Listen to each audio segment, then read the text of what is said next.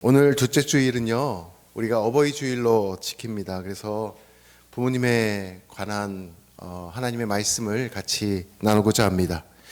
부모가 자식을 위해서 할 수 있는 일이 있고, 부모가 자식을 위해서 할 수 없는 일이 있다는 거죠. 성경에 많은 아버지, 어머니가 등장을 합니다. 그런데 공통점이 있어요.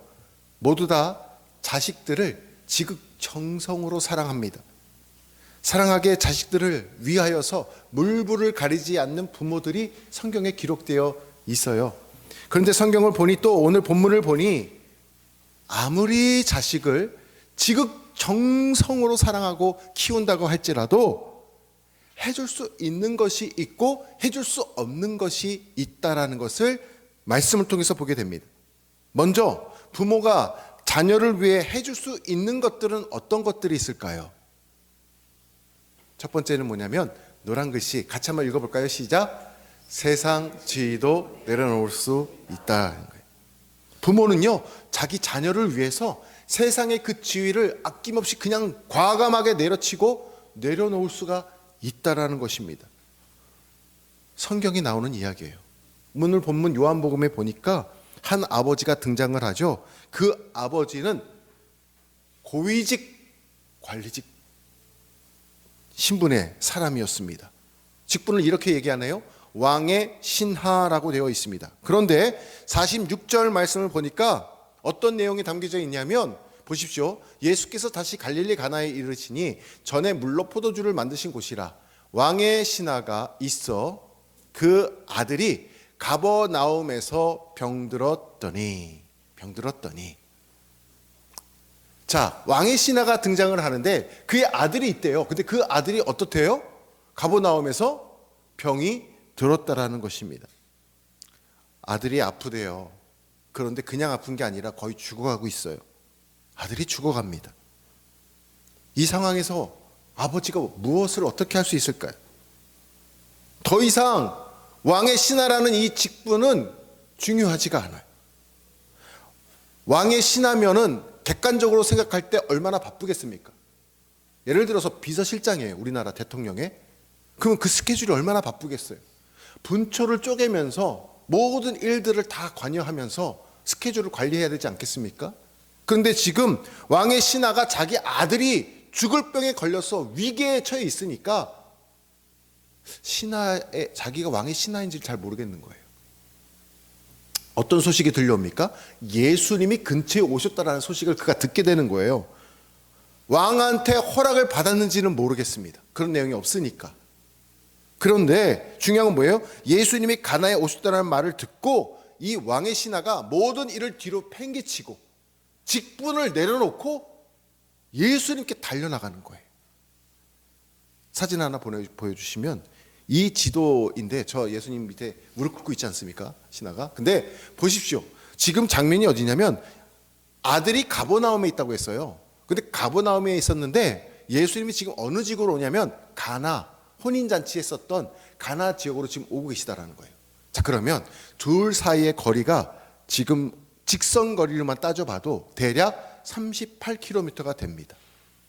38km. 그때 당시에는 변변치 않았을 거 아니에요. 도로나 모든 여건이. 그러면 하루 종일 가야 돼. 38km면요. 하루 종일 갈 거리인데 그거를 마다하지 않고 왕의 신하라는 그 직분을 다 내려놓고 온종일 예수님을 찾아 떠나는 거예요. 뭐가 중요해서요? 아들을 살리기 위해서. 아들이 중요한 거예요. 달려갑니다. 지위가 중요하지 않아요. 성경도 중요하지 않아요. 왕에게 잘 보이는 것 지금 관심사가 아니에요. 오직 관심사는 병든 내 아들 치료받는 것. 여러분, 부모는 이런 존재입니다. 부모는 자녀들을 위해서 무엇을 할 수 있느냐? 세상의 성공과 세상의 지위를 다 내려놓고 포기할 수 있는 존재가 그가 부모님의 존재라는 것입니다. 자, 부모는 또 어떤 존재일까요? 어떤 존재일까? 두 번째, 노란색 글씨를 한번 같이 따라 볼까요? 시작. 어떤 수고도 마다하지 않는다라는 거예요. 예수님을 만날 수만 있다면, 그래서 우리 아들이 병 고침을 받을 수만 있다면 거리는 문제가 되지 않습니다. 47절을 한번 다시 보십시오. 47절. 다 같이 한번 읽어볼까요? 47절 시작. 그가 예수께서 유대로부터 갈릴리에 오심을 듣고 가서 청하되 내려오소서 내 아들의 병을 고쳐 주소서 하니 저가 거의 죽게 되었음이라. 다시 보면은 그가 예수께서 유대로부터 갈릴리에 오셨다라는 것을 듣고 직접 본인이 찾아갑니다. 다시 말씀을 드리자면 이분의 직함이 뭐라고요? 왕의 신하입니다. 왕의 신하. 사람을 부리고 시킬 수 있는 사람이에요. 왜 그러냐면 다음 51절을 보십시오. 자, 제가 읽어드릴게요. 내려가는 길에서 그 종들이 오다가 만나서 아이가 살았다 하거늘. 자, 제가 빨간색 표시를 뭐라고 해놨죠? 종들이. 왕의 신하에게는 누가 있었어요? 종들이 있었어요. 얼마든지 자기가 굳이 가나안 땅까지 찾아갈 필요 없이 그냥 가버나움에서 편안하게 있으면서 종들을 부려가지고 보내서 예수님을 모시고 와라 라고 얘기할 수 있는 위치나 직함이 있는 사람이었어요. 그런데 종들을 보내지 않았다는 것을 우리가 보게 됩니다. 자기가 직접 찾아가요. 무엇을 깨닫습니까? 부모는 자녀를 위해서 수고를 마다하지 않습니다. 다른 방편을 세울 수도 있어. 그런데 부모가 직접 찾아가는 거예요. 하나도 멀지 않게 찾아갔을 것 같아요. 38km쯤 한 번도 쉬지 않고 단숨에 그냥 찾아갔을 것 같아요. 부모는 그런 존재입니다. 자식을 위한 수고 하나도 수고롭지가 않죠. 우리 자식 좋은 대학에만 갈 수 있다면 자녀를 위해서 어디든 학교를 생각하고 지역을 생각하면서 움직일 수가 있어요. 수고롭게 여기지 않습니다. 요새 부모님들 맞벌이를 많이 하시는데요. 객관적으로 이렇게 옆에서 들어보고 지켜보면 맞벌이 하는 그 비용 중에 대부분이 사교육비로 많이 들어가시더라고요. 사교육비를 더 마련하기 위해서 맞벌이 하시는 분들도 많이 계시다는 것을 보게 됩니다. 저도 첫째 우리 민성이가 이제 고등학교 졸업을 했지만 이렇게 돌이켜 보니까 3년 동안 집에서 고등학교까지 거리가 딱 10km예요. 10km. 그거를 월요일부터 금요일까지 거의 특별한 일이 없으면 매일 데려다 주고 온다는 것이, 데려다 주는 거 아침 등교할 때마다 어떻게 그걸 했는지 모르겠어요. 3년 동안. 근데 가만 보면 저도 고등학교 3학년 때 그 먼 거리를 아버지께서, 그때는 야자 시간이 있었고 그때는 특별 또 시간이 있어가지고 새벽 1시에 고등학교 3학년들이 수업이 끝났었던 것 같아요. 그러면은 저희 아버지가 그 다음날 새벽 기도를 하셔야 되는데도 불구하고 1시에 데리러 오셨던 그 기억이 있어요. 3학년 1년 동안. 부모님들은요, 마다하지를 않아요. 마다하지를 않아. 장성에도 상관이 없어요. 직장 생활에도 상관없더라고요. 막차가 끊겼대요. 그래서 누구한테 전화해요? 엄마한테 안 하고 아빠한테 하죠. 아빠, 나 여기 어딘데, 무슨 정류장인데 나 데리러 오줄 수 있어? 아빠가 어떻게 해요? 아빠가 어떻게 해요? 새벽 1시건 2시건 마다하고 일어나가지고 데리러 갑니다. 부모는 그런 존재예요. 그런 존재예요. 그게 부모입니다. 어떠한 수고도 마다하지 않습니다. 어떠한 지위도 자식을 위해서 내려놓을 수가 있는 것이 부모이고, 어떤 수고도 마다하지 않고 하는 것이 부모라는 거죠. 자, 그 다음에 세 번째 넘겨주시겠어요? 세 번째 노란색 글씨를 같이 한번 읽어보겠습니다. 시작. 자존심도 내던질 수 있다라는 것입니다. 부모는 자녀를 위해서라면요, 자존심 따위는 하나도 문제가 되지 않습니다. 요한복음 본문에서 왕의 신하는 자기가 고위직 관리라고 이렇게 분명히 밝혀지고 있는데, 체면 따위 같은 거는 생각하지 않아요. 예수님을 찾아가서 어떻게 하느냐? 가서 청합니다. 가서 청해요. 공손히 부탁을 합니다. 내려오셔서 내 아들의 병을 고쳐주소서. 영어 성경에 보면 Sir이라고 되어 있어요. 주여. 존칭입니다. 높여서 그분을 모시는 거예요. 예수님이 어떻게 반응을 하실까요? 그런 그의 그 존칭 앞에, 그의 공손함 앞에 어떻게 반응하실까요? 예수님께서요, 조금 이해가 안 되는데 그렇게 공손하게 직접 찾아와 가지고 간청하는 왕의 신하에게 자존심을 긁는 말씀을 하십니다. 뭐라고 하셨을까요? 그 말씀이 48절 말씀입니다. 우리 같이 한번 읽어보겠습니다. 48절 말씀이요. 시작. 예수께서 가라사대 너희는 표적과 기사를 보지 못하면 도무지 믿지 아니하니라. 일부러 그러시는 것 같아요. 표적과 기사를 보지 못하면 너는 믿지 못하냐? 왜 이렇게 믿음이 약하냐? 약간 책망하듯이 얘기하는 거예요. 그 먼 거리를 지금 단숨에 달려와가지고 그 높은 지위의 사람이 지금 엎드려서 간청하듯이 예수님께 구하고 있는데, 그것도 자기 아들을 고쳐달라고 구하고 있는데, 예수님 평소 성품 같았으면 그러냐고 그러면서 가셔서 이렇게 안수해주고 딱 낫게 해주실 것 같은데 그러지 않으시고, 너는 표적과 기사를 보지 않으면 도무지 믿을 수 없느냐? 자꾸 책망하듯이 말씀하는 것을 보게 됩니다. 그럴 때 왕의 이 신하가 어떻게 반응을 할까요? 뭐라고요? 지금 제가 누구인지를 아세요? 어떻게 저한테 이렇게 말씀을 하세요? 제가 여기까지 찾아와서 고쳐달라고 하면 그냥 제 정도를 따라서 오셔가지고 기도해 주시고 그러면 되는 것이지, 제 믿음이 너무나 약하다고요? 라고 반응해도 사실 별 이상할 게 없어요. 근데 49절에 신하가 이렇게 얘기합니다. 49절 같이 한번 읽어볼까요? 시작. 신하가 가로되 주여 내 아이가 죽기 전에 내려오소서. 그런 말을, 예수님의 약간 책망 섞인 말을 들었는데도 다시 주여라고 부르면서 자신을 낮춥니다. 주여. 그러면서 내 아이가 한 번 더 죽기 전에 내려오소서. 죽을 병에 걸렸으니까 제발 내 아이가 죽기 전에 오셔서 한번 봐주시고 한번 기도해 주십시오 라고 간청하는 거예요. 자기 자존심 따위는 중요하지 않습니다. 부모는 그런 존재예요. 내 자존심 내세울 수 있어요. 그런데 그걸 낮추는 거예요. 그리고 내 자녀를 돌봐달라고 간청을 하는 것을 보게 됩니다. 어찌 이 왕의 신하 아버지만 그러겠습니까? 그럼 어머니는 어떨까요? 성경에 그런 내용이 없을까요?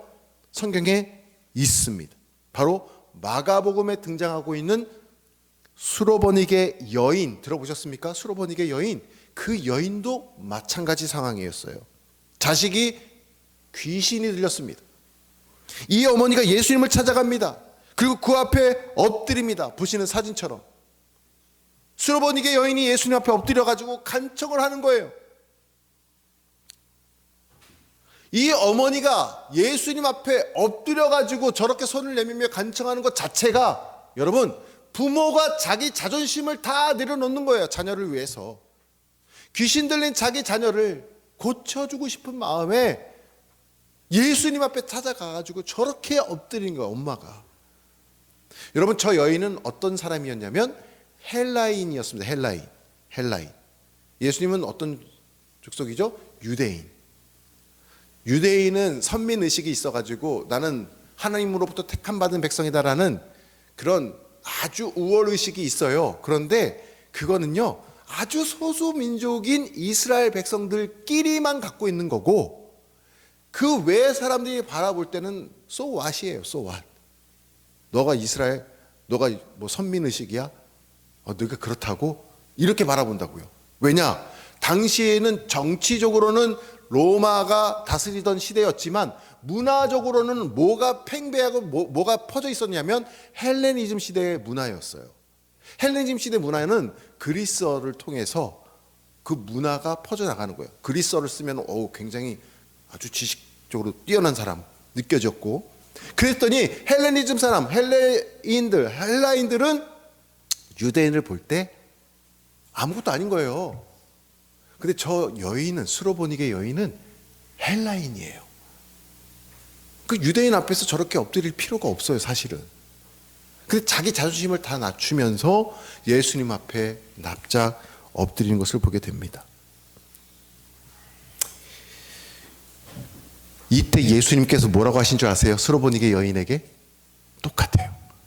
왕의 신하에게 했던 말씀과 비슷한 말씀을 합니다. 뭐라고 하시냐면, 자존심을 더 긁는 이야기를 하세요. 27절 마가복음 27절 보니까 자녀의 떡을 취하여 개들에게 던지는 것이 마땅하지 않도다.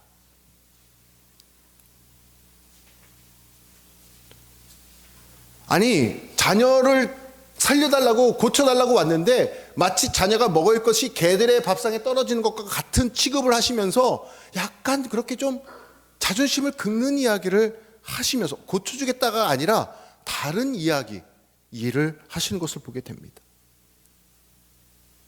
그런데도요, 이 수로보니게 여인은 예수님 앞에서 납작 엎드려서 뭐라고 말한 줄 아세요?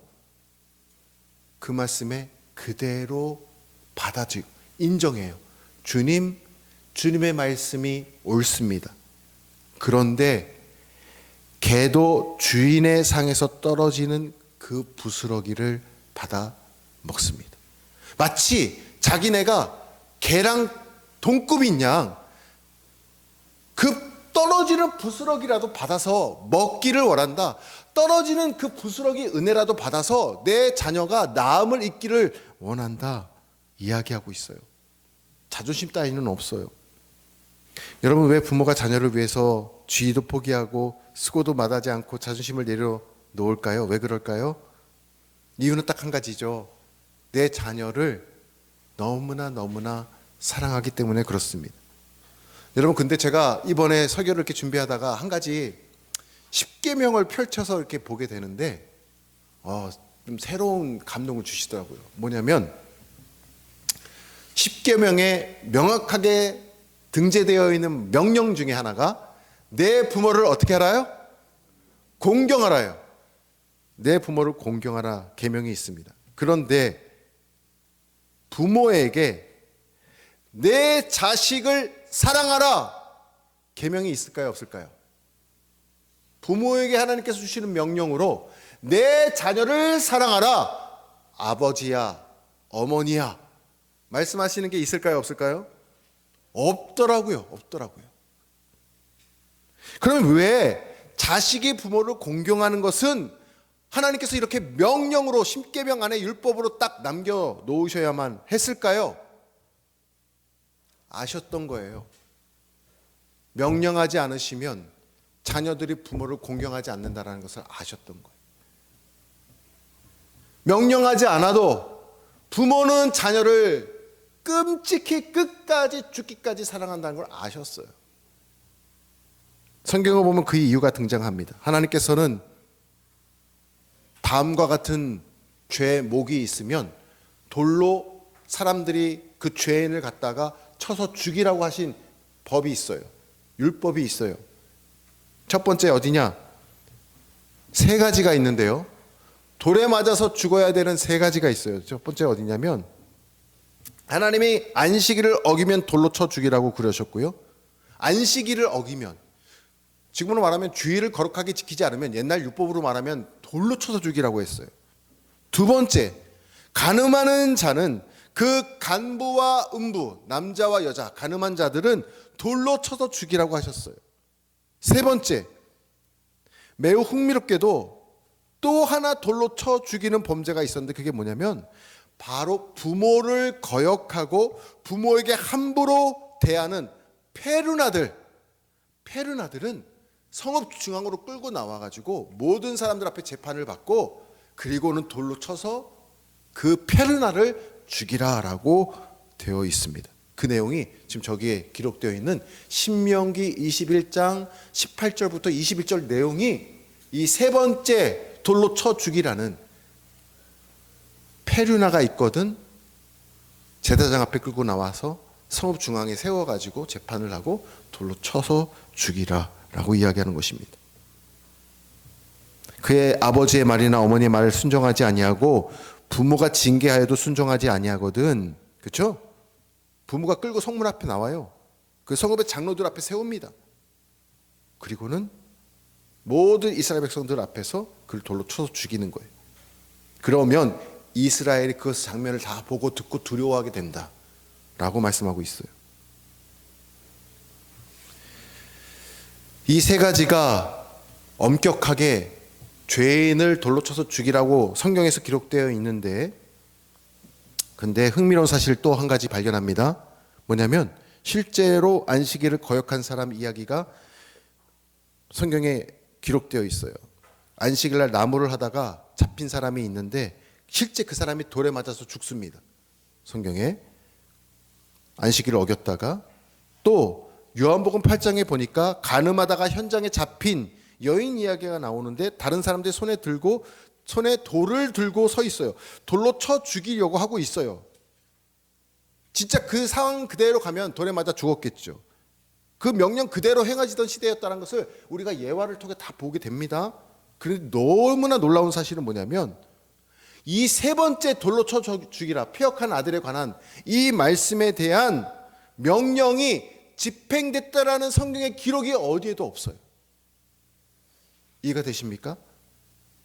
안식일에 어긴 자 돌에 맞아 실제로 죽었고, 간임하다가 잡힌 사람 실제로 돌에 맞아 죽었는데, 부모를 거역한 페륜아 중에는 돌에 맞아 죽은 기록이 성경에 없다라는 거예요. 왜 그럴까요? 다 자식들이 착해서 페륜아가 한 명도 없었기 때문에 이 법을 실행할 일이 없었을까요? 아니죠. 있었죠. 이 법의 독특성이 뭐냐면 페륜아가 있으면 그 고발을 누가 했냐면 부모가 하게 돼 있어요. 부모가 자식을 직접 끌고 나가야 돼. 제사장 앞에, 장로 앞에, 성읍 앞에 세워야 돼, 부모가. 근데 어느 부모가 자기 자식을 끌고 나가겠냐고. 그걸 못하는 거죠. 성경에 페륜아가 왜 없어요? 대표적인 인물 떠오르신 분 혹시 있으십니까?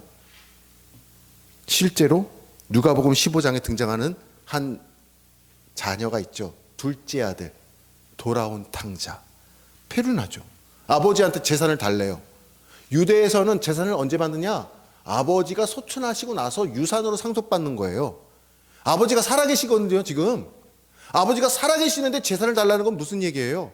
아버지 돌아가시라는 뜻이에요. 아버지 빨리 돌아가시고 내 목 내가 챙기겠다라는 거예요. 그리고 그 돈 가지고 나가서 그냥 다 방탕하게 써버리잖아요.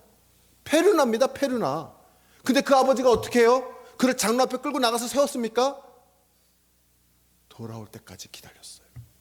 돌아올 때 버선발로 나와가지고 그 아들을 껴안으면서 입을 맞춥니다. 그리고 단치를 베풀잖아요. 부모의 마음이에요. 부모의 마음.